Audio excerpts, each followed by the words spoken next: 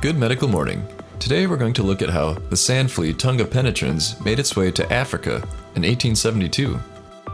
One of the first recorded sources comes from the British cargo ship Thomas Mitchell, a 500-ton sailing vessel built in 1851. It brought coal from England to Rio de Janeiro, Brazil. The crew picked up sand fleas that they came in contact with there, and the ship was infested. The ship then sailed from Rio to Angola, Africa, where it arrived in 1872.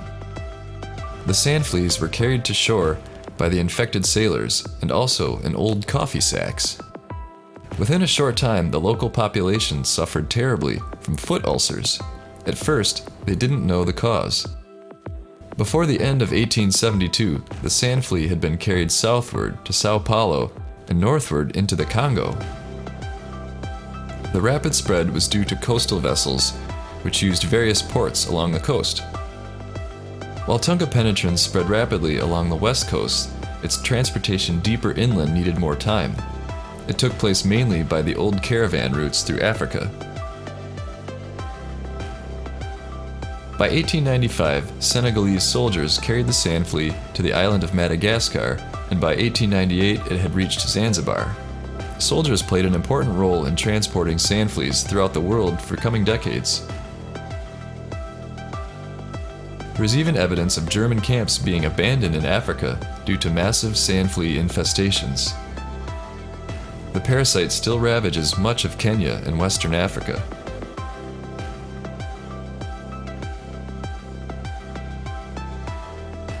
Leave your comments below. What are your thoughts on the sand flea? Thanks for watching.